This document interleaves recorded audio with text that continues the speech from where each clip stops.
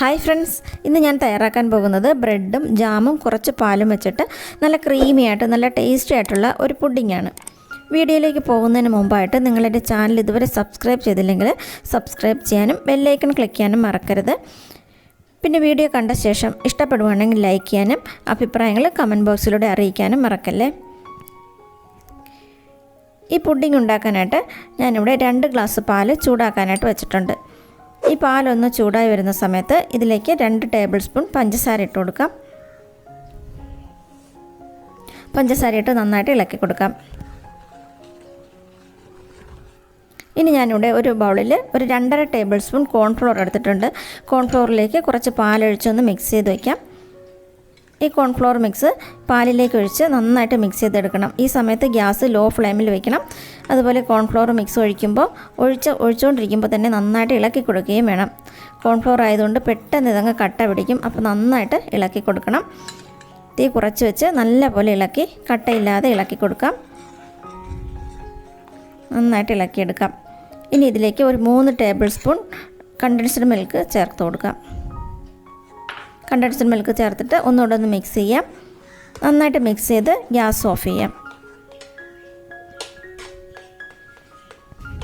ഇനി ഇതിലേക്ക് ഒരു 1/2 ടീസ്പൂൺ വാനില എസൻസ് ചേർക്കാം.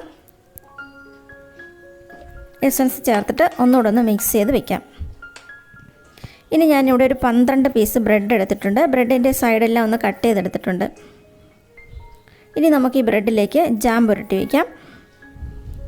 ഞാനിവിടെ എടുത്തിരിക്കുന്നത് മിക്സഡ് ഫ്രൂട്ട് ജാമാണ്. ഏത് ജാം ആയാലും കുഴപ്പമില്ല, എന്നാലും മിക്സഡ് ഫ്രൂട്ട് ജാമാണ് കുറച്ചുകൂടി നല്ല ടേസ്റ്റ് ആയിട്ട്.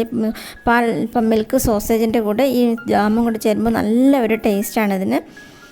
സാധാരണ നമ്മൾ ബ്രെഡും ജാമും കഴിക്കുമ്പോൾ തേക്കുന്ന പോലെ നന്നായിട്ട് ഇതൊന്ന് തേച്ച് വയ്ക്കാം. ജാം തേച്ചിട്ട് ഒരു പീസ് ബ്രെഡ് അടുത്ത പീസ് ബ്രെഡും കൂടെ വെച്ച് ഇതുപോലെ ചെയ്ത് വയ്ക്കാം. അടുത്ത പീസിലും ഇതുപോലെ ജാം തേച്ച് വയ്ക്കാം.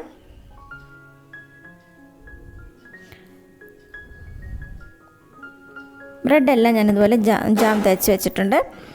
ഇനി പുഡിംഗ് ഉണ്ടാക്കാനായിട്ട് ഞാൻ ഇതുപോലൊരു ഗ്ലാസ് പാത്രമാണ് എടുത്തിട്ടുള്ളത്.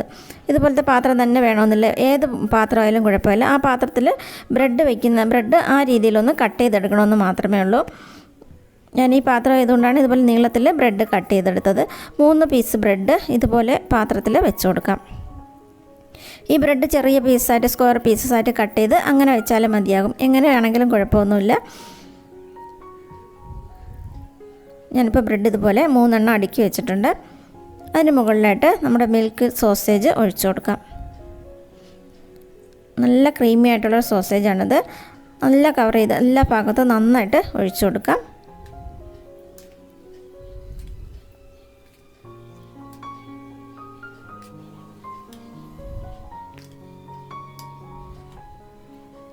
അതിന് മുകളിൽ അടുത്ത 3 പീസ് ബ്രെഡ് വെച്ച് കൊടുക്കാം.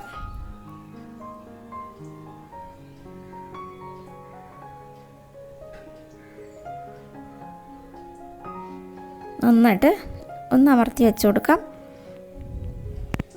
അതിന് മുകളിലായിട്ട് വീണ്ടും ബാക്കിയുള്ള സോസേജ് മുഴുവനും ഒഴിച്ചു കൊടുക്കാം. ഇപ്പോൾ 2 ഗ്ലാസ് പാലിന് ഇത്രയും ബ്രെഡ്, ഇത് കറക്റ്റ് അളവാണ്. ഇത്രയും തന്നെ സോസേജ് വേണം. മുഴുവനും ഇതിലേക്ക് ഒഴിക്കാം. ഇത് മുഴുവനും ഞാനിത് ഒഴിച്ച് വെച്ചിട്ടുണ്ട്. അതിന് മുകളിലായിട്ട് ചെറിയോ ടൂട്ടി ഫ്രൂട്ടിയോ എന്തെങ്കിലും വെച്ചിട്ട് ഒന്ന് ഡെക്കറേറ്റ് ചെയ്തെടുക്കാം. ഇതുപോലെ വെച്ചില്ലെങ്കിലും കുഴപ്പമൊന്നുമില്ല, എന്നാലും കാണാനായിട്ട് നല്ലൊരു ഭംഗിയുണ്ടാകും. ഇതുപോലെ ചെറിയോ ടൂട്ടി ഫ്രൂട്ടിയോ ഒക്കെ വെച്ച് കൊടുക്കുമ്പോൾ അപ്പോൾ കഴിക്കാനായിട്ട് എടുക്കുമ്പോൾ എല്ലാവർക്കും ഇഷ്ടപ്പെടുകയും ചെയ്യും. ഇപ്പോൾ ഇത് ഞാനിപ്പോൾ ഡെക്കറേറ്റ് ചെയ്ത് വെച്ചിട്ടുണ്ട്. ഇനി ഇതൊരു 2-3 മണിക്കൂർ ഫ്രിഡ്ജിൽ വെച്ചിട്ട് നന്നായിട്ട് ഇതൊന്ന് തണുപ്പിച്ചെടുക്കാം. തണുത്ത ശേഷം കഴിക്കുമ്പോഴാണ് ഇതിന് നല്ല ടേസ്റ്റ്. ഇതിപ്പോൾ 3 മണിക്കൂറായിട്ടുണ്ട്. ഇനി ഇതൊന്ന് കട്ട് ചെയ്ത് നോക്കാം.